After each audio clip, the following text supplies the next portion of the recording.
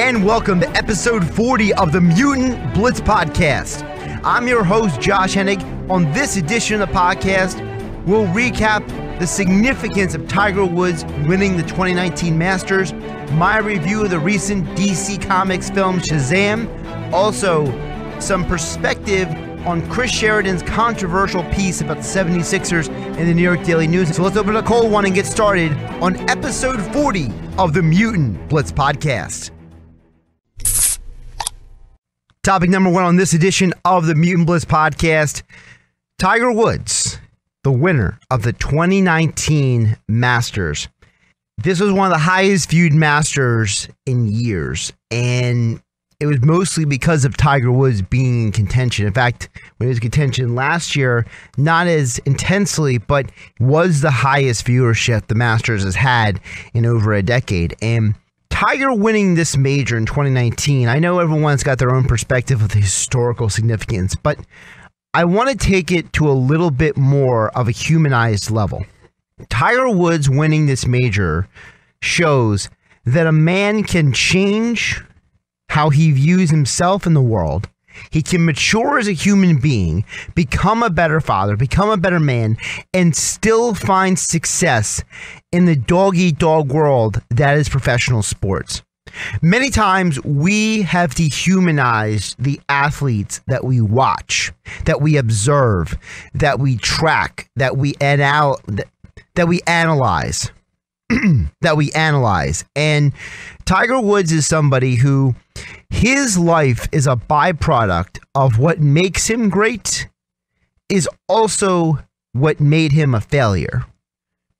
His hyper focus from a young child to a young adult on the game of golf, his lacking of social skills, his father living vicariously through him were all things that had major impacts on his success on the golf course, but were also negative impacts on his ability to function as a human being off the golf course. The Tiger Woods you see in 2019 is a better human being. He is a more mature human being, a more well-rounded human being than the Tiger Woods that we saw dominating the golf world from the late 90s through the early to mid 2000s. And that's not to say that his success on the golf course over a decade ago is lesser than his success at the 2019 Masters. It's to put in context that being great at any one particular pursuit does not mean that you are as well-rounded or as good or as talented or as skilled in other areas of life. Tiger Woods' success at the 2019 Masters showed that you can have balance in your life. One of the reasons why people have criticized LeBron James's move to LA to be a Laker is because of the fact that it was not purely a basketball decision. Going to Miami was a big-time basketball decision for him when he left Cleveland the first time. But leaving the Cleveland the second time, this was about LeBron's family. This was about his future business interests. And for a lot of people, they have criticized LeBron and said, it's ridiculous for you to make that kind of decision for things that have nothing to do with basketball. But the reality is that a person being at peace outside of their day in and day out grind is just as important as their ability to be successful and to have benefits for their personal life. We saw how Tiger Woods' personal life was dragging him down on the golf course. The lapses, the erratic rounds, the play that was inconsistent from tournament to tournament. Why? Because his personal life, it was in disarray. He was lying to multiple people about multiple situations. He was dishonest with himself. He was dishonest with everyone else around him. And because he didn't have that symmetry, he was going to crash and burn at some point. And it started with the injuries. His body started to break down in areas where for other people, maybe your mind breaks down. Maybe you have an emotional setback. Maybe you have a situation that pops off at home and you have to take time away from the game. For Tiger, we started to see the decay physically, the knees, the back, and then later we saw the personal life crash, literally and figuratively, with the incident on Thanksgiving Day. Now, a decade later, we see Tiger Woods as a more well-rounded human being. He's smiling. He's appreciative of the moment. It was very important for Tiger to win this major to show his kids who Tiger Woods is. It's one thing to be told your daddy was one of the greatest golfers of all time. It's one thing for a young person to be told how talented their parents were at any particular career field. It's another thing for them to observe it. There's a level of pride that was in Tiger Woods' children when he came off that golf course. And you could tell it meant the world to Tiger, that his children got to see him in the moment do what he does and be so successful at it. And for Tiger, he has shown that he can be successful without his father questioning his moves and his motivations, that he can be successful without needing all the debauchery off the golf course, not needing to indulge in so many vices and in so many relationships and in so much extracurricular activity, that he can be a healthy human being and still be a monster competitor. You could argue that while the other golfers folded, Tiger excelled. That's the Tiger Woods that we remember dominating the Masters and the US Open and the PGA Tour years ago. But now he's done it as a better man, as a changed man, and a more matured man. And I think it's a great example to people to show them that you can be a good human being and still be successful in the profession. A lot of times there's a belief that in sports especially, we've dehumanized these people so much that the expectations that we have of them as athletes overshadows the expectations that society should have of them as human beings, of decency and professionalism. There's numerous stories of athletes who do wonderful things, but there's also numerous stories of athletes who do really scummy things and have very bad attitudes towards the people around them. And for Tiger Woods to see him grow from the man whose personal life was in total disarray, the man whose social skills were so stunted because his father forced him to focus so much of his time on golf and never taught him how to be a grown-up and how to be a man. The Tiger Woods now knows how to be a better human being, and he's excelling in his personal life.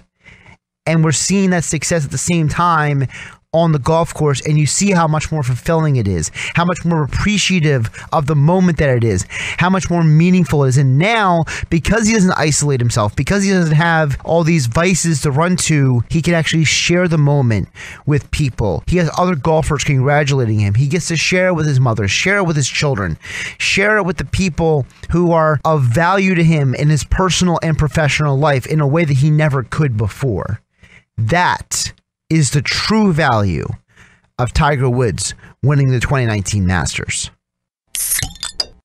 Topic number 2 on this edition of the Mutant Blitz Podcast. The Shazam movie is the latest DC movie released that is in the new era of DC film and production. Remember, as we spoke about here on the podcast last year, many of the people, including Jeff Johns himself, who were in charge of DC Entertainment in terms of movies, cartoons, etc., are now no longer in charge of the DC cinematic universe and what happens. And now there's new people in charge. And the first movie we saw under the new Guardians of the DC universe was Aquaman, which I thought was very well done, and it was a far cry different style than what we previously saw in movies like Batman v Superman and the Justice League. Well, Shazam takes another step further away from the other DC movies. I'm going to give you the spoiler alert now, so if you want to skip ahead to the next topic, you can, but right here we're going to talk about what happens in the movie. Shazam retells the story that is over 70 years old of the young boy Billy Batson, who is an orphan, and he ends up meeting the wizard Shazam, and he gains the powers. He has the strength of Hercules and the power of Zeus and the courage of Achilles and the speed of Mercury, and he has the wisdom of Solomon. He has all these abilities. when he says the name Shazam. And similar to the comics, but set in a more modern day role, we see that Billy has trouble learning how to be a hero. He doesn't fully understand, because he's a young boy, that there are responsibilities that come along with being a hero. And Shazam does a great job at balancing teaching the concept that Spider-Man has had for 60, 70 years of, with great power comes great responsibility. DC does their own version of it with Shazam, with a character that's obviously more powerful and more able than Spider-Man even is. And it was interesting to see the setting of this movie. The movie was set in Philadelphia instead of Fawcett City like it is in the comics. So DC already is saying, we're not going to use a fake city for Shazam. We're going to put him in the real world. And it was interesting to see the relationship he has with the other foster children, the relationship he has at school, how Philadelphia is set into the DC universe. And there was a lot of references throughout the movie to different things in the DC universe. We saw, for example, the Watchman's smiley face when Billy Batson is being placed in a new home.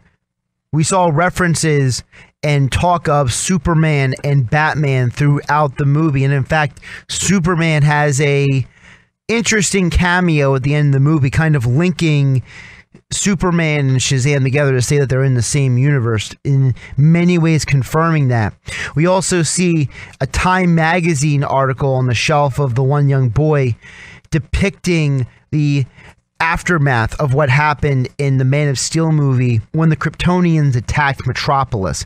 So you see a lot of references throughout the movie to the DC universe. So it's very, very well aware to tell you, look, this movie stands alone, but it's part of a larger, bigger universe. Another thing that was very interesting about the movie is it stayed away from Black Adam as the main villain of Captain Marvel, i.e. Shazam. Remember, the original Shazam was called Captain Marvel in the 1940s and 50s.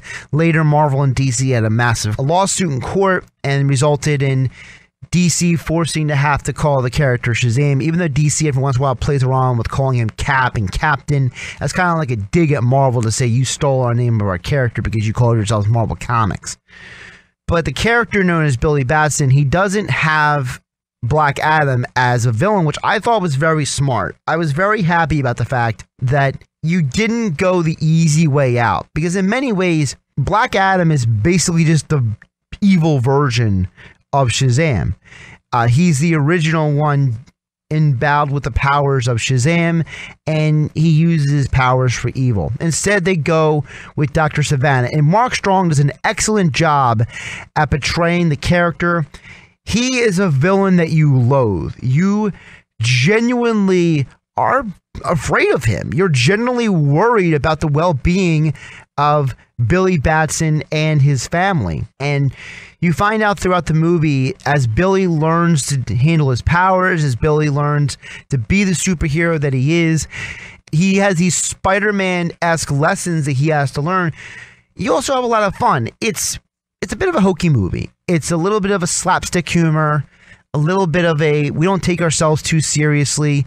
There's several moments in the movie where you could tell the movie was not made just for adults. It was made for children and for young teens as well. The movie in many ways is meant to be entertaining more so than an action film. In many ways, you could argue that it's happens to have action, but it is more so a fun and enjoyable ride. And like I told you before about the movie Venom, the fact that movie directors and writers are more open to the idea of making movies that are told in a way that a comic book would play out, you're finding that it's doing very well. And so you have Zachary Levi playing Shazam when Billy Batson calls on the name Shazam. You have Billy Batson played by Asher Angel, who does a great job at really portraying this young boy who's lost and confused and trying to find his place in the world. And you see that at the end of the movie, he starts to fully understand his responsibility, not just to the people he cares about, the people around him, but also to himself, and to be honest with himself, and to be not so closed off, and to be more honest and open with the people around him. We also see a concept that is very old in the comics of the Shazam family. At one point in the movie, Billy Batson realizes he needs help to defeat Mark Strong's Dr. Savannah. And you find that what happens, Billy Batson helps endue the power of all of the Shazam family onto his foster family, and they fight together and defeat the 7 deadly sins that were released earlier in the movie. And this is another throwback to the comics. And it's very fun to see that DC is very willing to play around with concepts that are 70 years old. Many times when you've seen DC movies over the years, they've been very hesitant to go traditional. It's like they're always trying to tell a different version or a newer spin or try to be different than whatever's happened before. You know, with, like, for example, in the comic books, the New 52 has been an absolute messy disaster. Them trying to retell every character's story, but then trying to work in older storylines and concepts. It's been an absolute mess. DC has this desire to try to remake the wheel all the time instead of just say, hey man, the wheel is the wheel, okay? You don't have to remake it every time. You don't have to, you know, make it newer and better. No, if it's good, it's good. So it's nice to see the movie went back to some older concepts, didn't try to rewrite everything, didn't try to change everything. And it's a fun movie. It's never going to be considered one of the best substance movies. I would argue that of all the DC movies that have come out over the last 10 years, it's not on the level of Man of Steel. Aquaman is better. Wonder Woman is better. But the substance and the enjoyment with the movie is much higher than Justice League. It's much higher than Batman v Superman. It definitely doesn't leave you confused or wondering, you know, what on earth you just watched, like Suicide Squad. It definitely was a good job by DC and the people involved with the movie. And they also set up so they can have sequels, so they can have further expansions on the character. And we know that Dwayne Johnson, also known as The Rock, he's going to be playing Black Adam in the future. So we know that there will be a Shazam versus Black Adam. But the great part of the end credit scene for Shazam is that they don't set the stage for Black Adam just yet.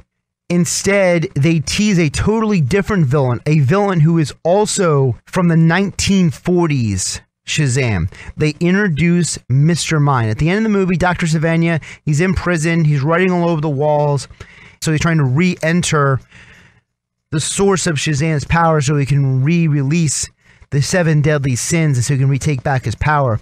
And he's met by a worm in the corner known as Mr. Mind. And Mr. Mind is a super genius villain who, in the comics back in the 1940s, started a group called the Monster Society of Evil. And he's one of the most formidable villains of any DC character because he's so intelligent, he's so conniving, he's so manipulative, come up with these master plans and organizing so many people to fight against the good guys, specifically Shazam. And I think maybe Mr. Mind does bring us Black Adam as a part of the Monster Society of Evil. It's definitely a possibility. But introducing Mr. Mind is a nice job of DC Comics executives and the directors and the writers to say, look, we understand that Shazam has a very long and deep and substantive history, and we're not going to go cheap. We're not going to go easy with it. We're going to give you a little more substance. We're going to give you a little bit more fun, a little bit more depth, a little bit more interest than just big bad guy, beat the big bad guy, hero wins happily ever after. So they give you a little bit more, and I really appreciated that. If I was rating the movie on a scale of 1 to 5, 5 being an incredible movie and 1 being one of the worst movies I've ever seen, for example, I would say that, you know, The Dark Knight is a 5-star, 5 out of 5. First Avengers movie is 5 out of 5, right? I would just say Shazam is a 3.5 stars. I think it was fun. It was interesting. It had substance. It was enjoyable. It was never meant to be a cinematic masterpiece, but you definitely had a lot of fun watching it. And I would definitely say that it's good to see that this is where DC wants to go, that they're willing to bring the fun back to the comic book world instead of being so dark and serious all the time. Topic number 3 on episode 40 of the Mutant Blitz Podcast. A very controversial article came out this week in the New York Daily News by longtime veteran NBA reporter Chris Sheridan that really painted the 76ers in a very negative light and specifically put Brett Brown and Ben Simmons in the spotlight. Now, since the release of the article, the 76ers have denounced any truth to the story. Furthermore, there has been speculation that Chris Sheridan will be no longer writing for the New York Daily News. Now, aside from the conjecture, here's what we do know. First of all, Chris Sheridan is a longtime NBA reporter, and I've spoken to Chris Sheridan in the past on different occasions, on and off the air. I don't find him to be an irreputable individual. I don't think he's a dishonest individual or anything like that. But in this article, there were more than one factual inaccuracy. He got the location of the Bruce Bowen, Joel Embiid incident wrong. He got wrong where Ben Simmons was partying the night before the Orlando Magic game, where it's been speculated by other media outlets that Ben Simmons had been partying and that's why he couldn't play in the Magic game a couple days later after the Atlanta game. Despite Chris Sheridan's story, there has been no substantiated evidence showing that Elton Brand tried to trade Ben Simmons or was interested in acquiring Anthony Davis from the Pelicans. So there's a lot of information in this article that took it down a few notches because there were basic factual inaccuracies of information that was either previously known or previously reported about. And when I read the article myself, it came off very similar to the situation that happened with ESPN when Adrian Wojnarowski and Ramona Shelburne reported about a supposed blow-up in the Sixers locker room between Jimmy Butler and Brett Brown.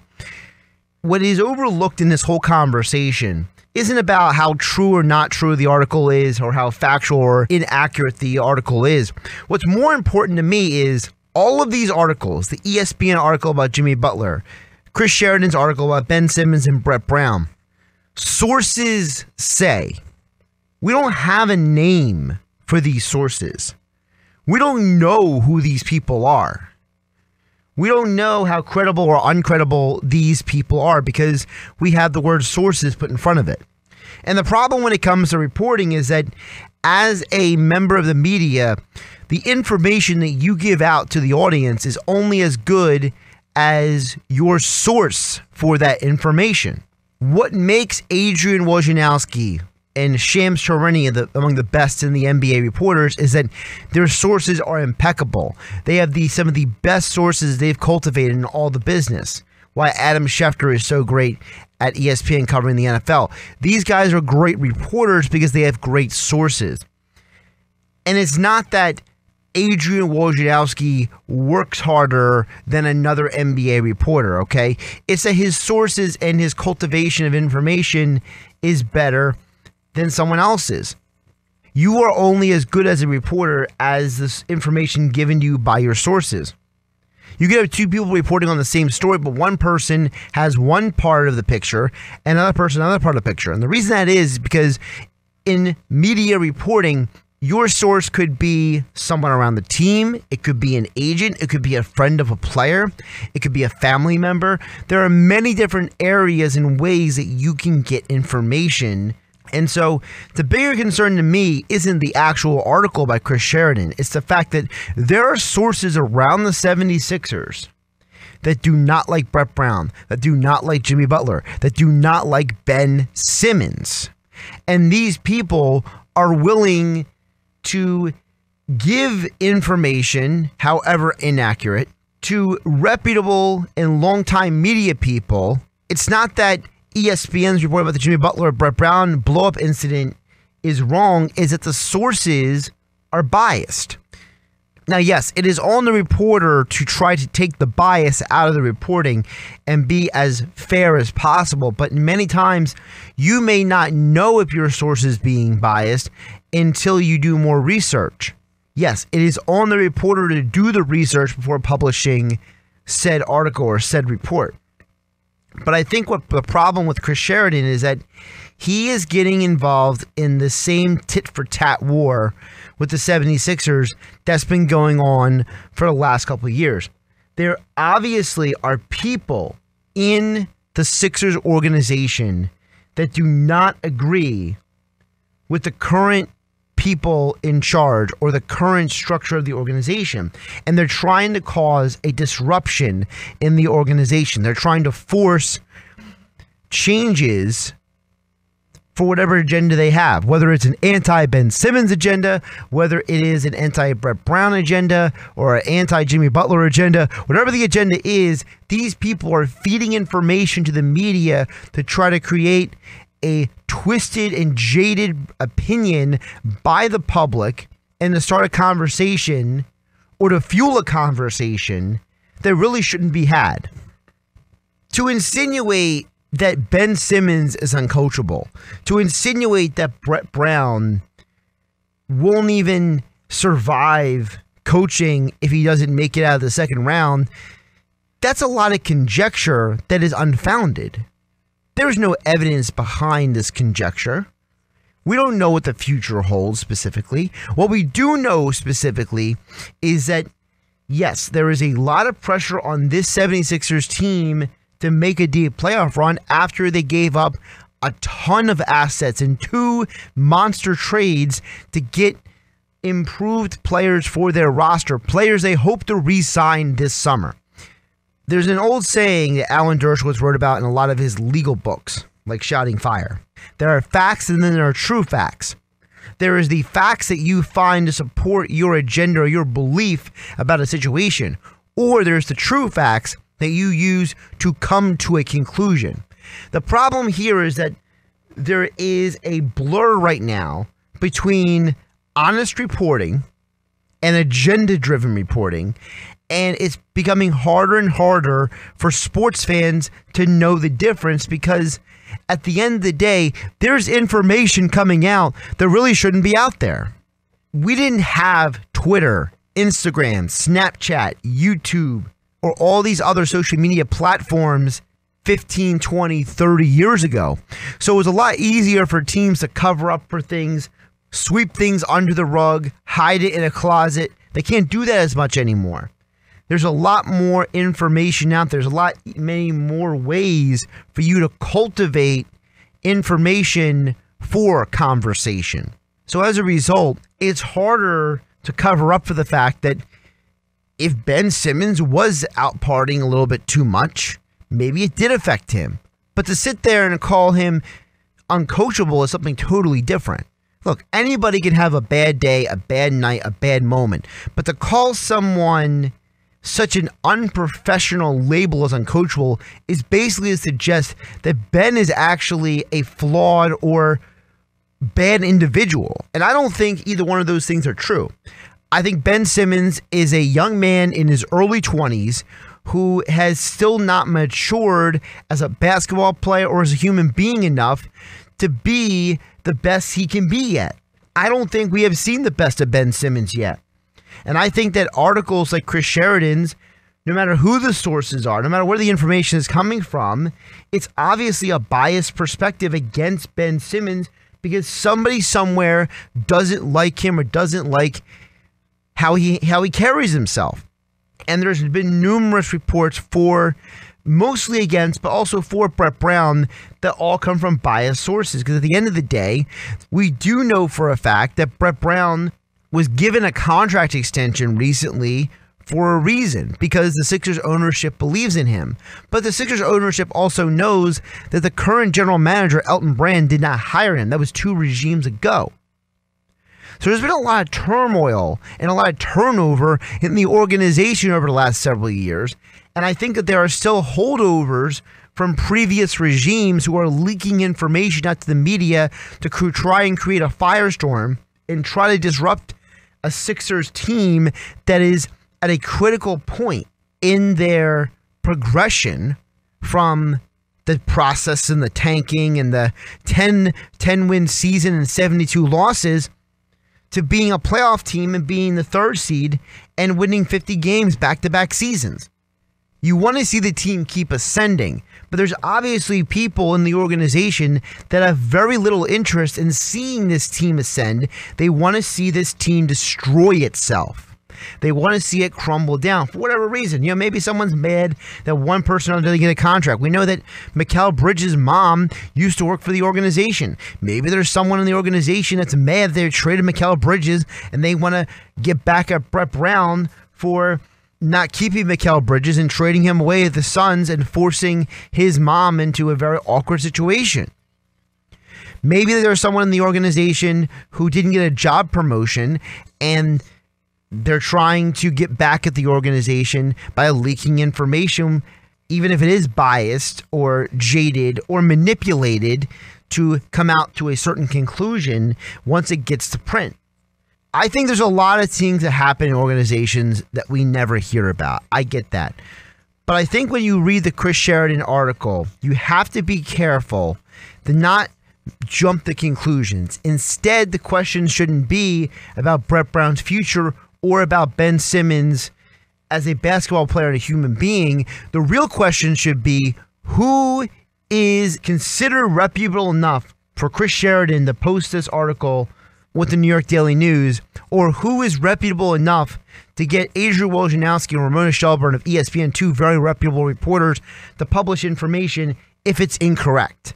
There's obviously someone with an agenda. And if I'm the 76ers right now, my concern needs to be getting rid of the dirty laundry. Whoever's around the organization, whoever's around the players, whoever's around this team, whether it's someone in the organization now or used to be in the organization who still has ties to or the organization, they have to get rid of this cancer. Because the more leaks come out, the more misinformation gets out there, it's going to become a toxin. Look, one article, it happens. Two articles makes you wonder, where is the next article going to come from that's going to paint Brett Brown, Ben Simmons, Jimmy Butler, Joel Embiid, or whoever else in the team in a bad light because someone has an agenda. That is the real problem here for the 76ers. Thanks for listening to this week's edition of the Mutant Blitz Podcast. If you have any thoughts on this episode of the podcast, drop it in the comments section below. If you enjoy the information I bring you on the podcast, hit a like button, subscribe so you catch each episode of the podcast where I bring you my perspective on the world of sports as well as movies and TV shows associated with comic books. I'm Josh Hennig, and thanks for listening to episode 40 of the Mutant Blitz Podcast.